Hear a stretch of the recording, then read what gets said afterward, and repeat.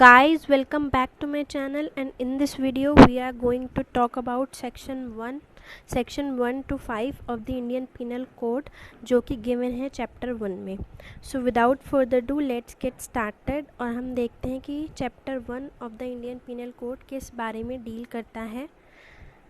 सबसे पहली बात यह है कि इसको the Indian penal code act 45 of 1860, ये जो चीज़ लिखी हुई है इसका मतलब ये है कि 1860 में बना हुआ ये एक्ट नंबर 45 है इंडियन पिनल कोड, और ये एनेक्ट हुआ था. इसकी ये जो डेट है ये एनेक्टमेंट डेट है, यानी कि 6 अक्टूबर 1860 को बना था ये act.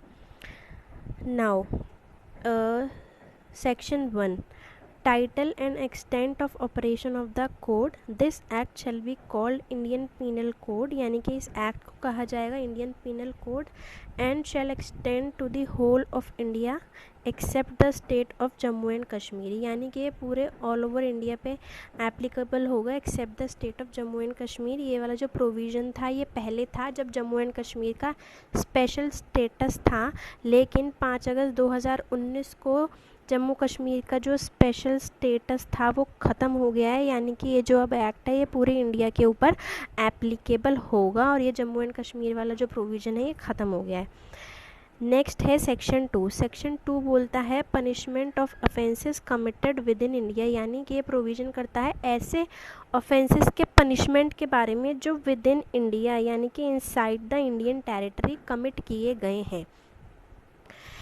Every person shall be liable to punishment under this code, not otherwise, for every act or omission contrary to the provisions thereof, of which he shall be guilty within India. यानी कि every person word यहाँ पे use किया गया है. Every person का मतलब है कि चाहे वो सिटीज़न है या नॉन सिटीज़न है, यानी कि किसी भी सिटीज़न ने या नॉन सिटीज़न ने कुछ भी किया है, क्या किया है, कोई भी एक्ट किया है या कोई भी ओमिशन किया है. एक्ट ऐसा होगा जो कि फॉरबिडन बाय लॉ है, और ओमिशन ऐसा होगा जो कि आपको करने के लिए कहा गया था कोई एक्ट, लेकिन वो आपने नहीं किया. फॉर एग्जांपल ट्रैफिक में जब हम जाते हैं तो ये रूल है कि हमको हेलमेट पहनना चाहिए, लेकिन आपने उसको ओमिट कर दिया, यानी कि किसी लॉ का ओमिशन कर दिया आपने, तो भी आपको पनिश किया जाएगा. और यहाँ पे जो पनिशमेंट के प्रोविज़न हैं वो सिटीजन्स और नॉन सिटीजन्स दोनों के लिए किए गए हैं. नेक्स्ट जो सेक्शन है वो है सेक्शन 3. सेक्शन 3 पे मूव करने से पहले I would like to inform you all कि आईपीसी 2 तरीके के जुरिस्डिक्शन के बारे में डील करता है. एक होते हैं इंट्रा टेरिटोरियल और दूसरा है extra territorial jurisdiction. Intra territorial jurisdiction होता है कि जब कोई भी offence inside the territory of India या फिर इंडिया के टेरिटोरियल वाटर्स के ऊपर, जो कि 12 नॉटिकल माइल्स तक होते हैं, उस पे कमिट किया गया है. या फिर और एक्स्ट्रा टेरिटोरियल जुरिस्डिक्शन है ऐसा जुरिस्डिक्शन जहाँ कोई भी offence outside the territory of India commit किया गया है. तो यानी कि जो हमारा सेक्शन 2 है वो डील करता है इंट्रा टेरिटोरियल जुरिस्डिक्शन से, क्योंकि उसमें प्रोविज़न किया गया है offences committed with in India. लेकिन जो सेक्शन 3 है और जो सेक्शन 4 है वो डील करता है एक्स्ट्रा टेरिटोरियल जुरिस्डिक्शन, यानी कि cases in which the offence is committed outside the territory of India. So let's come to the section 3. Section 3 ये बोलता है punishment of offences committed beyond, यानी कि ऐसे ऑफेंसेस का पनिशमेंट जो कमिट किए गए हैं बियॉन्ड, यानी कि outside the territory of India, but which by law may be tried within India, यानी कि जो विधि के नियम के द्वारा, यानी कि bye law may be tried in India with in India, यानी कि जिनको लॉ के प्रोविजंस के अनुसार फिर भी इंडिया में ट्राई किया जा सकता है. एनी पर्सन, यहाँ पे भी वर्ड यूज़ किया गया है, any person liable by any Indian law to be tried for an offence committed beyond India shall be dealt with according to the provisions of this code for any act committed beyond India in the same manner as if such act had been committed within India. यानी कि कोई भी person ऐसा कोई भी act करता है जो इस कोड के प्रोविजंस के अंडर पनिशेबल है, या फिर इस पनिशेबल है इस इंडियन पीनल कोड के प्रोविजंस के अकॉर्डिंग, लेकिन वो ऑफेंस कहाँ हुआ है, beyond the territory of India हुआ है, बियॉन्ड इंडिया हुआ है, लेकिन उसको इसी मैनर में ट्रीट किया जाएगा जैसे कि वो ऑफेंस इंडिया में किया गया है। ये बात यहाँ पे लिखी है इस वाले सेक्शन में। तो इसका एक एग्जाम्पल लेते हैं, जैसे कि अडल्ट्री पहले इंडिया में ऑफेंस था लेकिन बाहर अडल्ट्री ऑफेंस नहीं था इंग्लैंड में। अब क्योंकि अडल्ट्री इंडिया में भी ऑफेंस नहीं है, लेकिन हम इस एग्जाम्पल से समझ लेते हैं। जैसे कि पहले अडल्ट्री ऑफेंस था इंडिया में, और एक पर्सन है इंडिया का, वो बाहर रहता है इंग्लैंड में, वहाँ उसने अडल्ट्री का ऑफेंस कमिट किया, तो उसको वो क्योंकि इंडिया में नहीं रहता है उस टाइम भी, लेकिन फिर भी क्योंकि at that time adultery was an offence in India, तो he may be tried for that offence in India. और इसका दूसरा एग्जांपल ऐसे है, जैसे कि कोई आउटसाइडर है, फॉर एग्जांपल कोई पाकिस्तानी सिटीज़न है, वो कोई भी डील करता है किसी इंडियन के साथ, कोई भी कॉन्ट्रैक्ट करता है फॉर एग्जांपल किसी भी चीज़ को सप्लाई करने के लिए, लेकिन बाद में पेमेंट मिल जाने के बाद वो कोई भी फ्रॉड कर देता है या टाइम पे सप्लाई नहीं करता या सप्लाई करता ही नहीं है, तो उसको भी अंडर द इंडियन कोर्ट्स उसको भी ट्राई किया जा सकता है और पनिश किया जा सकता है, लेकिन प्रोवाइडेड उसकी जो प्रेजेंस है वो इंश्योर की जा सके इन इंडिया।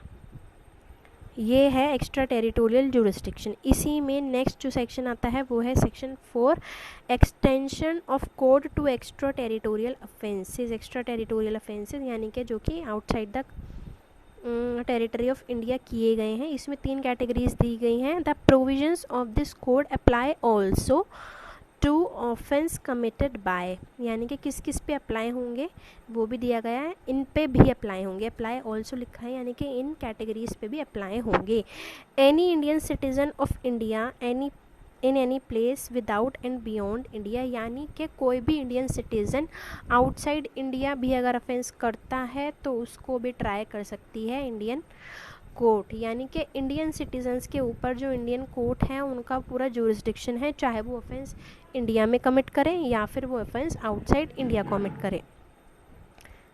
नेक्स्ट पॉइंट है any person on any ship और aircraft registered in India wherever it may be, यानी कि कोई भी शिप है या कोई भी एयरक्राफ्ट है जो इंडिया में रजिस्टर्ड है, यानी कि वो शिप जो है वो इंडिया का है और एयरक्राफ्ट है वो भी इंडिया का है, उस पर कहीं पे भी वो प्रेजेंट है और कोई भी ऑफेंस अगर उसके ऊपर होता है तो ऐसे पर्सन को ट्राई किया जा सकता है under the Indian penal code.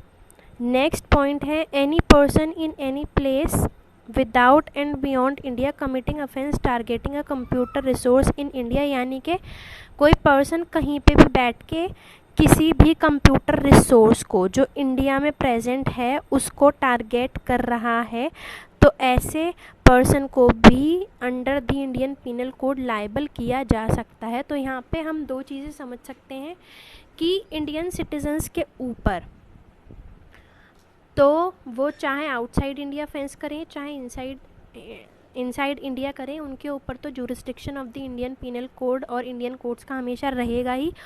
और अगर कोई भी आउटसाइडर इन इंडिया ऑफेंस करता है तो उसके ऊपर भी, इन इंडिया करता है या इंडिया के किसी भी पर्सन के साथ ऑफेंस करता है तो उसके ऊपर भी इंडियन कोर्ट्स का जुरिस्डिक्शन है। और तीसरी बात ये है कि किसी भी शिप या एयरक्राफ्ट के ऊपर, जैसे हाई सीज़ में कोई शिप चला जाता है या कोई भी एयरक्राफ्ट है जो ऊपर उड़ रहा है उसके ऊपर कोई भी ऑफेंस होता है तो उसके ऊपर जुरिस्डिक्शन है इंडियन कोर्ट्स का। और तीसरी बात ये है कि किसी भी कंप्यूटर रिसोर्स को, जैसे हैकिंग जो है वो भी एक ऑफेंस है आईटी एक्ट के अंडर। ऐसा कोई भी ऑफेंस कंप्यूटर रिसोर्स से रिलेटेड किया जाता है by any person all over the world, तो उसको भी ट्राई किया जा सकता है under the Indian penal code.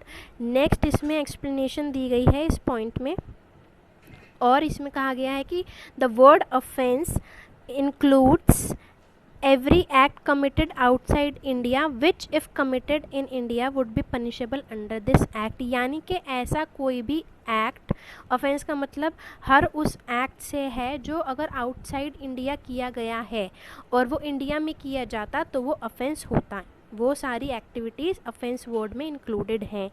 Next point है इसमें,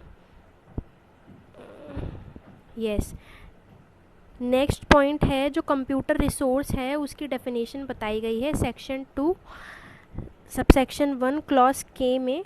कंप्यूटर रिसोर्स का यहाँ पे जो कंप्यूटर रिसोर्स का मतलब है वो वही होगा जो section 2 subsection 1 of clause A of IT act 2000 में दिया गया है।